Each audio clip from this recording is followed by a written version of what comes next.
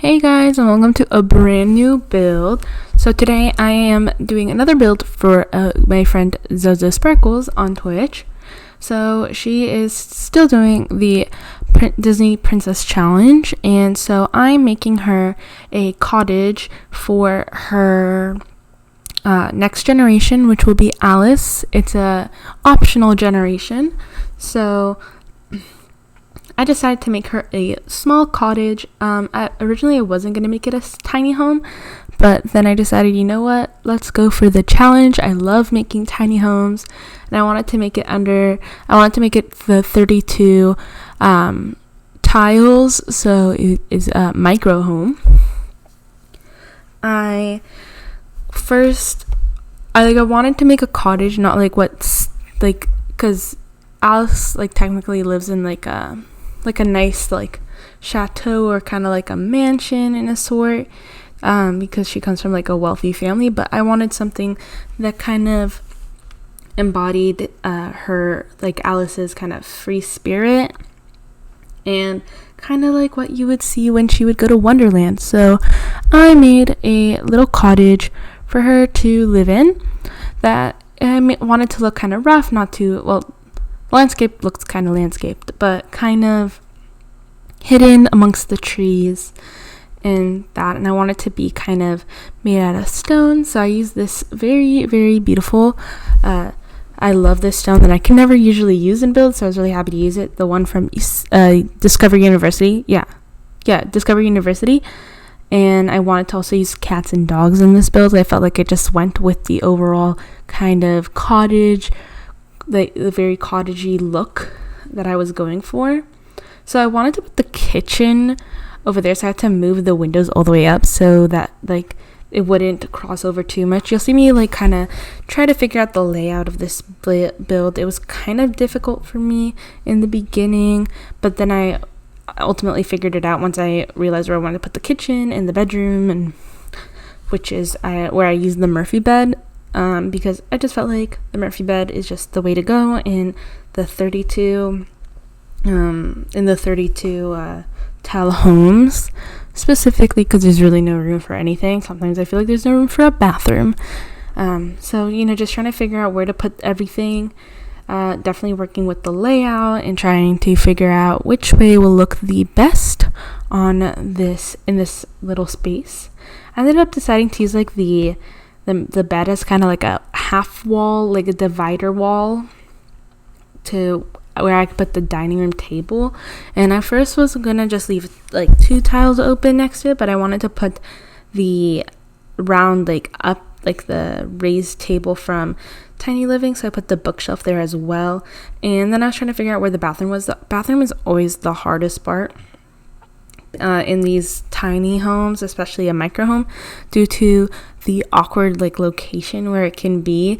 You can technically fit it into 2 tiles, but I just don't like the way it looks sometimes. And I still wanted to make sure there was a desk with a computer, so I did put in a desk right by the entrance, and it is a little snug, but I felt like it just matches the overall character of Alice. And I actually find this house very charming. Even though there's no fireplace, I did put a chimney because I feel like, I don't know, cottage just has to have a chimney. I felt like it was just super duper cute, and I was thinking of tiling the bathroom, but I couldn't find a tile that necessarily suited what I was going for, so I just left it wooden at the end. But I kept the tile floors. I was trying to find a tile, a wall tile that would match the tiled floors, but I couldn't find any. I then go ahead and put some more windows down. And I just felt like cats and dogs really, really went with what the aesthetic of the cottage is supposed to be like. And yeah, I just felt like it was super cozy. So I really spent a lot of time on the landscaping, which is not something I usually do. I really pushed myself this time to try to make landscaping look. I usually don't go all the way around the house, but I felt like for the sake of this type of house, it needs to be fully brushed and lots of flowers and bushes. And I felt like the front looks a little bit manicured because I put the stone pathing and then I lined it with flowers, but the rest is I wanted it to feel kind of overgrown, and I decided to do something that I have never done before in this build, which you will see soon. But anyways, I just tried to place a bunch of flowers and make it look very pretty. I just wanted it to be very, very sweet and kind of like a warm type of place, which I felt like that really is shown. Putting rocks and all the different things that you want to put outside. I really wanted a lot of trees. I put down, I believe, 3 trees because I put down that really big tree in the backyard. Yeah, I wanted to put down the pink tree, but I felt like it was just too much. There was too much going on.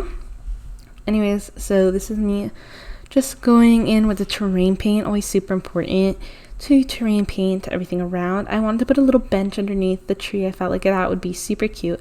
You'll see later I moved the tree a little bit because I felt like it was too close to the front. And I also decided to put in a swing set. So this is something that I've never done before, which is decided to put in, like, technically using the fountain tool. I wanted to put in a kind of pond in the back. I felt like it would just be super cute and add to the cottage vibe. Make it feel like a little more like woodsy, even though it is in the middle of Newcrest, where I'm building it. I want to feel kind of woodsy, and I've always seen people do these ponds, and I've just felt like it's time for me to try doing ponds. So that's what I did. So I just went around using as much of the grasses as I could, and I put the lily pads in the pond because I just thought it added a nice touch.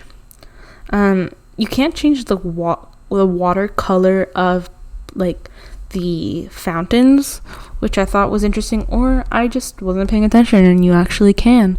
But I don't know. So I left it blue. I wish I could have changed the color to more of that browny, murky color, but unfortunately didn't know how. I think people do it with the pool. Like with the pool, you can do the murky color, but I don't think you can do it with the fountains, which is okay. I also wanted to include a swing set, so you saw I moved the tree because I felt like it was just way too crowded.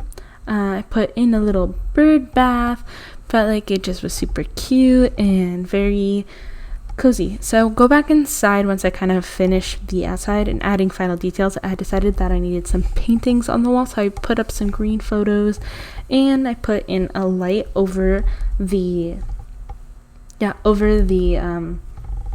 living room / bedroom, just adding some more little knickknacks. I was looking for the pencil holder when I was going through this. It took forever for me to find for some reason. Anyways, I could have sworn that there was, like, I was looking if there was any more roof details. I thought there was, like, this roof detail, like, I don't know, I saw it in the video, but I couldn't find it in mine.